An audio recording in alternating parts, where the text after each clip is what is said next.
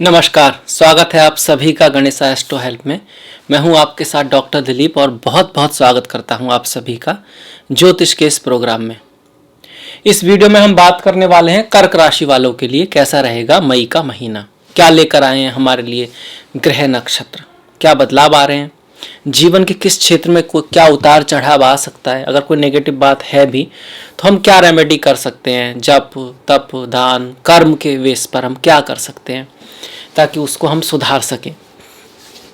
देखिए, इस तरह से आपकी कुंडली दिखाई पड़ती है। यहाँ पर पहले ही भाव में 4 नंबर लिखा हुआ है। 4 नंबर का मतलब होता है कर्क, काल पुरुष की चौथी राशि है, इसलिए यहाँ पे 4 नंबर लिखा हुआ है। पहले भाव में देख सकते हैं आप कोई भी ग्रह नहीं है, दूसरे तीसरे चौथे भाव में भी कोई ग्रह गोचर नहीं कर रहा आपके। पंचम भाव में वृश्चिक राशि में केतु गोचर कर रहे हैं। छठे भाव में कोई नहीं है। सप्तम भाव में मकर राशि में 10वां नंबर मकर राशि को दिखाता है, मकर राशि में शनि गोचर कर रहे हैं। अष्टम भाव में 11 नंबर कुंभ राशि को दिखाता है, कुंभ राशि में गुरु गोचर कर रहे हैं। नवम भाव में कोई ग्रह नहीं है। 10वें भाव में सूर्य जो है मेष राशि में गोचर कर रहे हैं 14 तारीख तक। यहाँ पर वो उच्च के हैं, उच्च के सूर्य 10वें भाव में, बहुत अच्छी बात है। इसके बाद देखिए जो दूसरा भाव है वृषभ राशि, ये जो भाव है ये है 10वें के बाद एकादश भाव। एकादश में आपके शुक्र हैं, सूर्य यहाँ पर 14 तारीख के बाद आ जाएंगे, बुध भी हैं और राहु हैं। तो बहुत सारे ग्रह आपके लाभ भाव में गोचर कर रहे हैं, एकादश भाव में गोचर कर रहे हैं, जो एक अच्छी बात है। और मंगल जो कि आपके कर्म के अधिपति हैं वो 12वें भाव में है, द्वादश भाव में है, व्यय भाव में है। मंगल आपके जो है योग कारक ग्रह भी हैं। तो ये तो रहा ग्रहों की स्थिति। अब बात करें रिजल्ट की, इसका रिजल्ट हम कैसे देख सकते हैं, क्या आ सकता है। देखिए, रिजल्ट जो आएगा वो डिपेंड करेगा कई बातों पर। कॉमन सेंस से सोचिए कि हम करोड़ों लोग हैं कर्क राशि वाले, किसी का जो जन्म है वो कुछ दिन पहले हुआ है, किसी का कुछ महीने पहले, किसी का कुछ साल पहले, किसी का 5 साल, किसी का 10, किसी का 11, 12, 13, 14, ऐसे बहुत सारे कर्क वाले लोग हैं और बहुत सारे देशों में वो रह रहे हैं। तो सबका एक साथ तो नहीं हो सकता, पर सबका अलग अलग ही होगा, ये तो 100% है। क्यों होगा? क्योंकि उन्होंने अलग अलग जगह पर अलग अलग समय पर जन्म लिया है।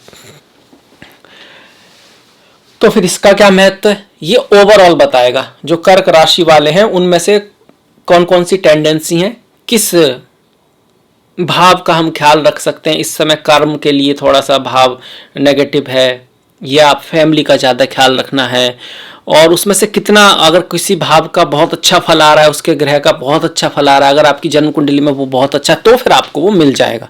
ऐसे आप देख सकते हैं। तो अगर हम यहाँ देखें तो सबसे पहले आप देखोगे कि एकादश भाव पर नजर जाती है, और जो कि भाव लाभ भाव का है, इच्छा पूर्ति का है, अवार्ड्स का है, इनाम का है, बहुत सारी फेम मिलने का है, पैसे का है, बड़े भाई बड़ी बहन का है, फ्रेंड्स का है, ग्रुप्स का है, बहुत बड़े बड़े जो ऑर्गेनाइजेशन होते हैं उनका है। अब उसमें इतने सारे ग्रहों का होना, पहली बात तो शुभ है। लाभ भाव का स्वामी लाभ भाव में ही है, जो कौन है? शुक्र है। तो ऐसे में अगर किसी का शुक्र कुंडली में अच्छा हो और उसकी दशा अंतरदशा हो तो पैसा आ सकता है, धन आ सकता है, पद प्रतिष्ठा प्रमोशन में प्रमोशन हो सकता है, कोई बड़ी उपलब्धि हो सकती है। खास करके महिलाओं से उसको फायदा रहेगा। बहन, माता, कलीग, बॉस जो महिला हो वो उसका फेवर कर सकती है अगर किसी की शुक्र की दशा महादशा हो तो। अदरवाइज भी कहीं ना कहीं शुक्र जो है आपके धन को बढ़ाने वाले हैं, पैसे को बढ़ाने वाले हैं, और महिलाओं से आपको इस महीने प्रॉफिट होने का चांस है। उनसे उनकी कोई बात आपके लिए अच्छी साबित हो सकती है। सूर्य की अगर हम बात करें, सूर्य 10वें भाव में उच्च के रहेंगे 14 तारीख तक, और 14 तारीख की फिर अक्षय तृतीया भी है, जो एक बहुत अच्छा मुहूर्त का समय होता है। अक्षय तृतीया को बहुत से लोग पूरी साल वेट करते हैं किसी नई चीज़ की शुरुआत के लिए, कुछ नया खरीदने के लिए, कुछ घर, कुछ गाड़ी, कुछ बंगला, कुछ अपना कोई नया प्रोफेशन के लिए या कोई नया कोर्स स्टार्ट करने के लिए। तो एक शुभ मुहूर्त है, आप भी उसका यूज कर सकते हैं। 14 के बाद जो है सूर्य एकादश में आ जाएंगे। जब तक सूर्य 10वें भाव में है तो सूर्य देखिए धन भाव के स्वामी है, लाभ भाव के स्वामी है, पैसे के स्वामी है, बैंक के स्वामी है, वाणी के स्वामी है, हीरे जवाहरात जो महिलाएं पहनती हैं, आभूषण जो होता है उसके स्वामी है, वो 10वें में आ रहे हैं। ऐसे में अगर आपका कपड़ों का काम है, ज्वेलरी का काम है, हीरे जवाहरात का काम है, बैंक से जुड़ा हुआ कोई काम है, फाइनेंस का काम है, वाणी का कोई काम है जहां आप बोलने की अहमियत होती है, तो आपको तरक्की मिल सकती है, प्रमोशन हो सकता है, पैसा भी आ सकता है उस काम से। धन आएगा किससे? पराक्रम से, मेहनत से, काम से, आपके प्रॉपर काम से, आपकी मेहनत से पैसा आ सकता है। इसी के बाद ये जो सूर्य है वो दशम से एकादश में जाएंगे, तब भी यही दिखा रहा है कि वाणी से लाभ हो सकता है, पर यहाँ आपकी मेहनत से, यहाँ दिखा रहा है आपके फ्रेंड्स की वजह से, ग्रुप, आपका जो ग्रुप है उसकी वजह से आपको लाभ हो सकता है। कहीं ना कहीं आपका फेम बढ़ सकता है, नाम हो सकता है, कोई इच्छा पूर्ति हो सकती है। दोनों ही जगह सूर्य का भी गोचर आपके लिए पॉजिटिव है। तो किसी की सूर्य की दशा महादशा चल रही है, कोई कर्क राशि या लग्न वाला है, तो उनके लिए अच्छा जाएगा महीना। इसको और बढ़ाने के लिए क्या कर सकते हैं? सूर्य नमस्कार करें, सूर्य को जल दें, सूर्य को पानी दें, अपने पिता की आज्ञा माने। जहां तक अगर कोई सही बात है तो, अगर बाई चांस आपको उनकी कोई बात सही नहीं भी लगती है तो प्यार से समझाने की कोशिश करें। मानते हैं तो बहुत अच्छी बात है, नहीं मानते हैं तो आप फिर भी लड़ाई झगड़ा बिल्कुल ना करें, किसी तरह से कोई और रास्ता निकालें। सूर्य आपके बॉसेस को भी दिखाते हैं, तो बॉस के साथ अच्छा रहेगा। जहां तक है आपको बॉस फेवर कर सकते हैं, पिता आपको फेवर कर सकते हैं, हेल्प कर सकते हैं, आपका नाम हो सकता है। सूर्य दशम भाव में फेम देते हैं, फेम आपको मिल सकती है। थोड़ा सा ख्याल किस चीज का रखें? जब सूर्य दशम में हो तो व्यक्ति थोड़ा सा गुस्सा ला सकते हैं, ईगो थोड़ा सा रह सकता है, उसको ऐसा लग सकता है कि मैं कुछ बहुत ज्यादा अलग हूं दुनिया से, इस तरह का थोड़ा सा भ्रम पैदा हो सकता है। तो वो समझने की कोशिश करें कि सभी, कह सकते हैं ना कि सभी में वो करतार बसा, मीन सभी उसी ईश्वर के ही बंदे हैं, वही उसमें बसा है, हर सब समान ही है। थोड़ा बहुत गुणों का अंतर है, बुद्धि का अंतर है, पर एक लेवल पर सब जीव भी हैं, सभी आत्मा ही हैं। तो ईगो को नहीं लाना चाहिए, और किसी से कंपैरिजन करना भी है। अगर आपको ईगो इस वजह से आ रहा है कि आप किसी से सुपीरियर है, तो फिर अपने से कंपैरिजन कीजिए, वो सबसे बेस्ट बात है। वो आपको वास्तव में सहायता करेगी जीवन में आगे बढ़ने में। सूर्य के बाद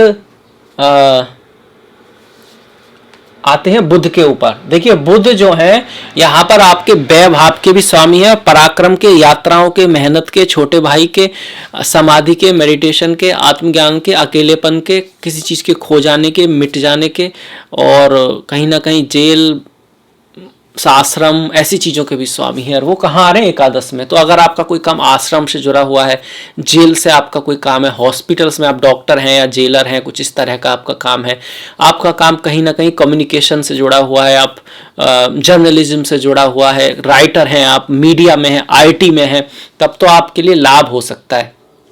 आपने जो किसी को पैसा दे रखा है वो वापस आ सकता है, पर कहीं ना कहीं ये भी दिखा सकता है कि आपका जो पैसा है वो खर्च होगा।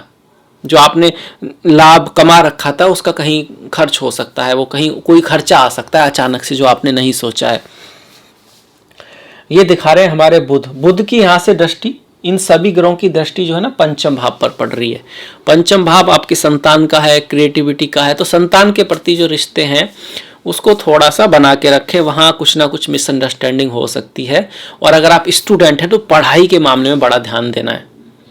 मतलब पूरा सब कुछ याद करके कॉन्फिडेंस के साथ जाएंगे तभी कुछ हो पाएगा, अन्यथा ऐसा नहीं होगा कि जैसे आपने तैयारी की और पूरी तैयारी नहीं की और जो आपने किया उसमें से आ गया। इस तरह का एग्जाम के जो लोग पढ़ाई कर रहे हैं, जो स्टूडेंट्स हैं, उनके लिए ऐसा नहीं है।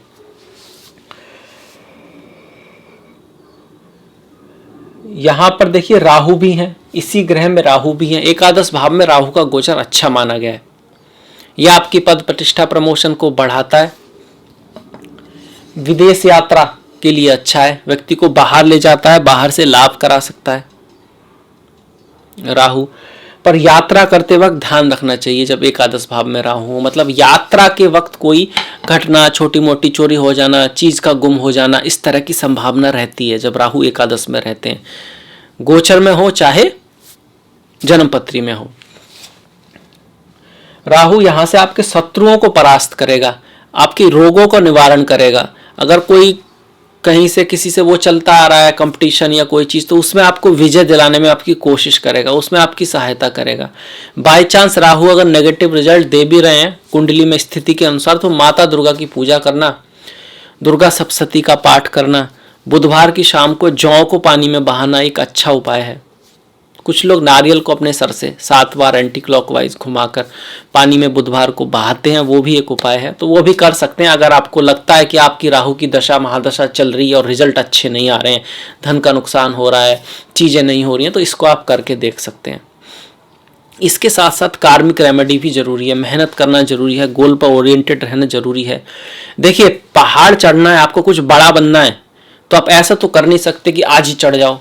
आप एग्जाम्पल करो, आपका मन है आपको एवरेस्ट चढ़नी है, कोई पहाड़ चढ़ना है, तो एक एक स्टेप लेकर ही चढ़ना होगा। तो आपका अगर बड़ा गोल भी है तो आप सोचे कि मैंने इतनी मेहनत की, मैं करोड़पति नहीं बन पा रहा हूँ, तो पहले तो छोटे जहाँ पर है वहाँ से थोड़ा सा आगे बढ़ेंगे, थोड़ा सा आगे बढ़ेंगे, धीरे धीरे करके ही आप वहाँ पर चढ़ पाएंगे। कहीं ऐसी गलती तो नहीं कर रहे कि बहुत बड़ा सोच रहे हैं, उसके लिए बड़ा रिस्क ले रहे हैं और गिर रहे हैं और नुकसान हो रहा है। तो दिमाग से काम लें, पहला। दूसरा, कई बार हम कह रहे हैं मेहनत तो हम बहुत कर रहे हैं, पर वास्तव में मेहनत करते नहीं है। कैसे? जैसे स्टूडेंट से आप पूछोगे, मम्मी पापा पूछेंगे कि हाँ मैं बहुत पढ़ रहा हूँ, बहुत पढ़ रहा हूँ, पर बहुत स्टूडेंट जानते हैं कि वो एग्जाम से 1 महीने पहले जैसी पढ़ाई करते हैं ना, वो पूरी साल करते नहीं है। कहते जरूर हैं, हम हमारे सामने भी कहते हैं कि हम बहुत मेहनत कर रहे हैं, पर क्या वास्तव में कर रहे हैं ऐसी मेहनत? प्लानिंग बना के जैसे करते हैं ना, ये करना है, इसके लिए एग्जाम से पहले कैसे हम तय करते हैं, भाई इतने पेपर हैं, इतना एग्जाम है, इस दिन तक ये खत्म कर लेना है, इस दिन तक ये कर लेना है, और फिर एग्जाम निकालते हैं। ऐसी मेहनत अगर पूरी साल करे तो टॉप कर जाते हैं। तो वो वहां पे भी है, लाइफ में भी है, जो पूरी साल का ऐसे ही आगे से प्लानिंग बना के चलते हैं वो टॉप कर जाते हैं, और जो ऐसे ही करते रहते हैं फिर दिक्कत आती है। हालांकि आपको लगता है आप मेहनत कर रहे हैं, पर उस तरह से नहीं कर रहे हैं, और अगर कर रहे हैं तो फिर आज नहीं तो कल आपको सक्सेस होने से, सफल होने से कोई रोक नहीं सकता। अगर नहीं कर रहे हैं तो फिर पहले अपने आप के अंदर जाके देखिए कि कहीं ऐसा तो नहीं हमसे ही कोई कमी हो रही हो। और फिर अगर आप पहले से अपने से आगे बढ़ रहे हैं ना, तो आप बहुत परफेक्ट, बहुत बढ़िया कर रहे हैं। दूसरों से कंपैरिजन ना करें। कंपैरिजन कभी करना है तो सिर्फ अपने आप से करें, क्योंकि दूसरों से कंपैरिजन करने में कॉन्फिडेंस डाउन होता है, और कॉन्फिडेंस डाउन होता है तो जो आप कर सकते हैं आप वो भी नहीं कर पाते हैं। और जब अपने से आप थोड़ा बेटर कर रहे हैं तो एक सेल्फ कॉन्फिडेंस आता है, स्टीम आती है, और आप बहुत अच्छा कर सकते हैं। देखिए, आपने देखा होगा लंगड़े लूले इस तरह के लोग जो विकलांग हैं, उन्होंने बहुत कुछ करके दिखा दिया कई बार तो, और कुछ लोग जो सही सलामत हैं, सब कुछ हैं, वो कुछ नहीं कर पा रहे हैं। तो कहीं ना कहीं कर्म का भी महत्व है, ऐसा नहीं है। कई बार हमारे अंदर कुछ ऐसी कमी होती है जिसको हम जानते नहीं है, बोलने का तरीका गलत हो सकता है, हम किसी पुराने ही तरीके को करने की कोशिश कर रहे हैं कि इससे ही सफलता पाऊंगा, मेरे पापा दादा ने तो इसी से की थी तो मैं भी इससे ही करूंगा, और टाइम बदल गया है। कोई ऐसी गलती हो सकती है कि मेहनत तो कर रहे हैं पर सही डायरेक्शन में नहीं कर रहे हैं, तो थोड़ा दिमाग खोलने की ज़रूरत है, थोड़ा दूसरों की, एक्सपर्ट की सलाह लेने की ज़रूरत है, तो सफलता अवश्य मिलेगी। इसके बाद देखिए, मंगल की अगर हम बात करें, दशम का स्वामी 12th में जा रहा है, पंचम का स्वामी 12th में जा रहा है। पढ़ाई लिखाई के लिए आप बाहर जा सकते हैं, आपकी मुलाकात फौरन जाते वक्त अपनी प्रेमी या प्रेमिका से हो सकती है। कार्य के क्षेत्र में आपको बाहर भेजा जा सकता है, ट्रांसफर हो सकता है, खासकर कि जहां पर हैं उससे दूर। स्थान परिवर्तन के बहुत ज्यादा योग यहां पर बनते हैं, पर वो ट्रांसफर जहां तक हो आपके लिए लकी साबित हो, उससे धन वगैरह में वृद्धि हो, इस तरह के चांसेस हैं। पर एक बात है, पॉलिटिक्स, बैकबाइटिंग, छुपे हुए शत्रु का योग बन रहा है। मंगल 12वें भाव में है, तो आपके जो लोग चिढ़ते हैं, ऐसा भी हो सकता है सामने से दोस्त हो और आपको पता ही ना हो, कुछ ऐसा हो आपके ऑफिस में, काम में, वो कोई साजिश करने की कोशिश कर सकते हैं। मंगल 12वें भाव में ऐसा योग बनाते हैं, क्योंकि ये जो भाव है ना, छिपी चीज़ों का है, हिडन चीज़ों का है, और मंगल शत्रु चोर आदि को दिखाते हैं, और वो कहाँ चला गया? छुपी हुई जगह में। तो छुपा कोई ऐसा आपका हो सकता है शत्रु, तो आप थोड़े अवेयर रहें, थोड़ा ध्यान रखें, चीज़ों को पूर्णतः सही रखें, डॉक्यूमेंट्स आदि को पूर्ण रखें। मैरिज लाइफ के लिए ये मंगल का यहाँ आना बहुत अच्छा नहीं है। ये आपके और आपकी पत्नी या आपके पति के बीच सेपरेशन को लाता है, लड़ाई झगड़े को थोड़ा सा बढ़ाता है। तो मधुरता बना के रखें, रिश्तों में मिठास बना के रखें। छोटी मोटी बात पे तो लड़ाई झगड़ा करें ही नहीं, और करीब बड़ी बात है भी तो मिल बैठ के बात करें, दूसरे का पक्ष भी जानने की कोशिश करें, फिर अपना पक्ष रखें। कई बार हम उसका पक्ष नहीं जानते, इस वजह से हमको लगता है हम ही सही हैं, और सबसे बड़ी बात है तो हम दूसरे को सुनना भी नहीं चाहते। जानना ही नहीं चाहते कि वो ऐसा कर क्यों रहा है या कर क्यों रही है। हमको सिर्फ यही मतलब होता है कि हम ऐसा कर रहे हैं तो हमारा ये कारण है, तो हम तो ठीक है। अब वो अगर हम ठीक हैं तो वो तो गलती है। ऐसा कैसे हो सकता है कि दोनों सही हों? पर ऐसा होता है कि दोनों सही होते हैं, तो उस बात को समझे तो सही। मंगल की यहां से दृष्टि 1 2 3 4 तीसरे भाव पर पड़ रही है, छठे भाव पर पड़ रही है और अष्टम पर पड़ रही है। तीसरे भाव पे आपके भाई बहन पड़ोसी से थोड़ा सा दूरी ला सकते हैं, मिसअंडरस्टैंडिंग करा सकते हैं। छठे भाव से रोग ऋण शत्रु से, आपका रोग कोई हो तो ठीक हो सकता है, ऋण उतर सकता है, शत्रु परास्त हो सकता है। पर मंगल की जब दृष्टि छठे पर हो तो लड़ाई झगड़े से बचना चाहिए, ऋण आदि नहीं लेना चाहिए। और ये जो भाव है यहाँ पर शनि तो पहले से ही बैठे हैं, ऊपर से यहाँ मंगल की दृष्टि आ गई। और ये भाव किसका है? Marriage, marriage life, marriage quality, शादी विवाह प्रेम। तो वहां थोड़ा दिक्कत है इस महीने। बना के रखें प्यार को, दूरी बन सकती है किसी बात के कारण। बातों को समझें, शक के ऊपर या किसी छोटी मोटी बात के ऊपर बात को ना बढ़ाएं, पूरी तरह जाने बात को। और कोई गलती अगर होती भी है आपके पार्टनर से, आपके प्रेमी से, प्रेमिका से, तो ये सोचें अगर वही गलती आपने की हो तो आप उसे अपने लिए आप उसे माफ करोगे खुद को या नहीं। अगर खुद को कर दोगे तो फिर उनको भी माफ करो, सीखना पड़ेगा। अगर आप खुद को माफ नहीं कर सकते तो शायद ऐसी कोई गलती है नहीं। अक्सर लोग अपनी हर गलती माफ कर दिया करते हैं और दूसरों की छोटी छोटी बात उनके दिमाग से निकलती नहीं। यही कारण है कि आपस में प्रेम या रिश्ते जो हैं समय के साथ कटुता आने लगती है, क्योंकि हम अपनी तो हर एक बात को ऐसे नहीं तो ऐसे जस्टिफाई करने की कोशिश करते हैं, और जब दूसरे की बात आती है तो हम जज बन जाते हैं, भाई इसने किया तो ऐसे किया, ये होगा। तो उस चीज़ को छोड़ना होगा। अगर आपको रिश्तों में मधुरता, दोस्ती में मधुरता और लोगों से रिलेशन को बना के रखना है तो इस चीज़ को आपको सीखना होगा। इसके बाद शनि की बात करते हैं। देखिए शनि महाराज सप्तम में है, तो वही मैरिज लाइफ के लिए तो अच्छे नहीं है, पर बिजनेस को फैला सकते हैं, बिजनेस बड़ा हो सकता है, फेम आपको दिला सकते हैं। शश नाम का महापुरुष योग बना रहे हैं, पर मेहनत बहुत कराएंगे, एग्जाम बहुत लेंगे, एंड तक देखेंगे भाई कितना मेहनत कर सकता है। कहते हैं ना लास्ट स्टेप तक, एकदम से नहीं देने वाले। ऐसा लगेगा मेहनत कर रहे हैं कुछ हो ही नहीं रहा, मेहनत कर रहे हैं कुछ हो ही नहीं रहा, पर जब एंड में आखिरी जब बार करेंगे तो फिर इनाम मिलेगा एकदम से। तो उस तक टिके रहना है, हार नहीं माननी है, छोड़ नहीं देना है, फोकस रखना है, ध्यान रखना, फोकस रखना है एंड तक। आपने वो देखा होगा, वो बचपन में हम लोग खेलते थे, वो शीशे का जो होता है ना, फोकस करते हैं, जो सूर्य की किरणें होती हैं, तो वो आग जब उससे फोकस करते हैं कागज पे बहुत देर तक तो आग लग जाती है, पर अगर उसको आप थोड़ी देर पहले हटा लो तो क्या होगा? कुछ नहीं होगा। मतलब इतनी सारी मेहनत खराब हो जाएगी। इसी तरह एग्जाम में, पढ़ाई में, जॉब में, हर जगह होता है कि आप थोड़ा सा हट जाते हैं, थोड़ा सा, और फिर आप कहते हैं यार वो सामने वाला निकल गया। हाँ, हो सकता है उसका कुछ और तरह से निकल गया। कई बार आपका फोकस भी होता है, कई बार अंडरस्टैंडिंग होती है। कैसे? अब जैसे आप किसी कंपनी में आए तो कंपनी में एक चेयरमैन होता है और नीचे जो काम करने वाले होते हैं वो हजारों होते हैं। तो जो व्यक्ति नीचे आया उसमें थोड़ा टैलेंट है, उसका प्रमोशन होगा, फिर होगा। पर जैसे जैसे ऊपर जाएगा तो ऊपर तो 5 ही लोग हैं, नीचे 1000, फिर 500, फिर 50, फिर 5, फिर 1। तो जैसे जैसे ऊपर जाएगा प्रमोशन तो टफ हो जाएगा।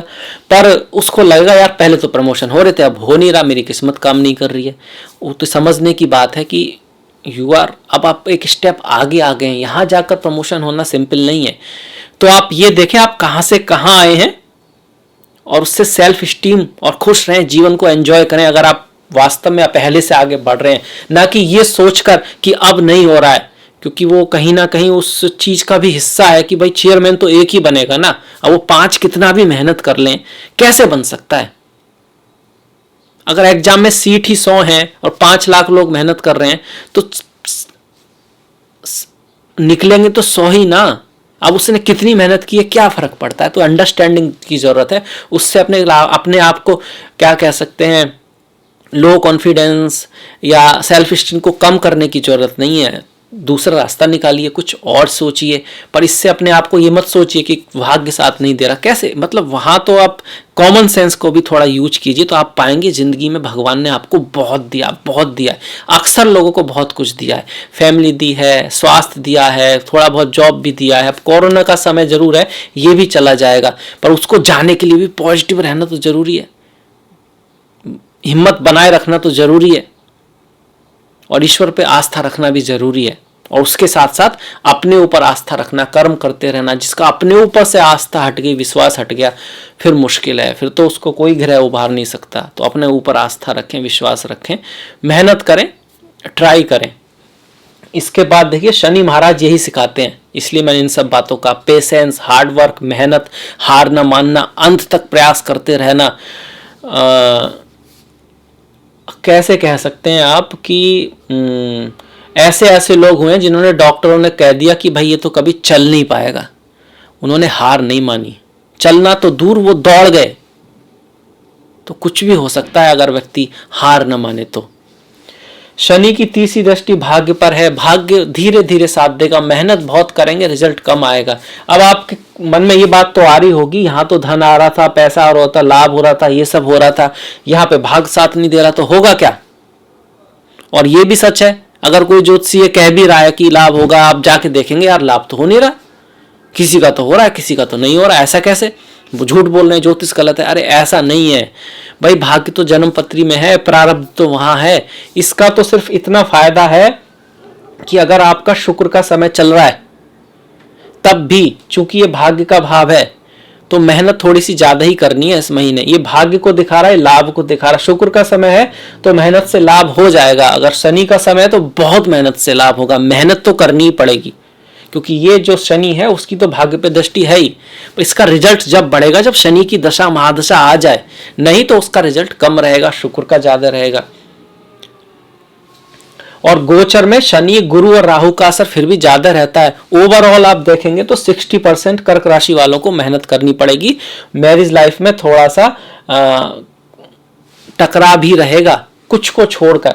जिसका शुक्र बहुत अच्छा हो, जिसकी शुक्र की दशा चल रही हो, उनको छोड़कर। इसके बाद शनि की 10वीं दृष्टि जो है वो चतुर्थ भाव पर है, और 7वीं दृष्टि लग्न पर है। लग्न पर मतलब चीजें होंगी, चीजें बनेंगी, पर थोड़ी देर से बनेंगी, थोड़ा मेहनत से बनेंगी, थोड़ा सा पेशेंस लेके बनेंगी। और चतुर्थ भाव पर जो दृष्टि है वो माता के साथ, मातृभूमि से दूर ले जा सकती है। माता के स्वास्थ्य का ख्याल रखें। आपके जो भाई बंधु हैं, आपके जो बचपन के दोस्त हैं, उनसे थोड़ा दूरी ला सकती है, तो दोस्ती को बना के रखें, रिश्तों को बना के रखें। देखिए, पैसे की अपनी जगह है, रिश्तों की अपनी जगह है। आप कितना भी पैसा लगा के एक भी रिश्ता खरीद नहीं सकते। हाँ, नकली रिश्ते बन सकते हैं, सच्चे रिश्ते नहीं मिलते, ना ही बनते हैं पैसों से। तो उसका भी सम्मान रखें। जिन्होंने आपका कभी साथ दिया है, आपके फ्रेंड्स हैं, जो आपके रियल फ्रेंड्स हैं, उनको कभी भी पैसे से ना तोलें। ये इस चीज़ का ध्यान रखें। और पैसे की अहमियत बहुत है। पैसे के बिना आपकी गाड़ी एक सेकंड भी नहीं चल सकती। पैसा बहुत ज़रूरी है ज़िंदगी के लिए, पर पैसा ज़िंदगी नहीं है। ज़िंदगी नहीं है, ज़िंदगी से पैसा नहीं। तो अरबपति जो करोड़पति होते हैं, वो हॉस्पिटल में जब रहते हैं तो पैसे से ज़िंदगी खरीद लेते।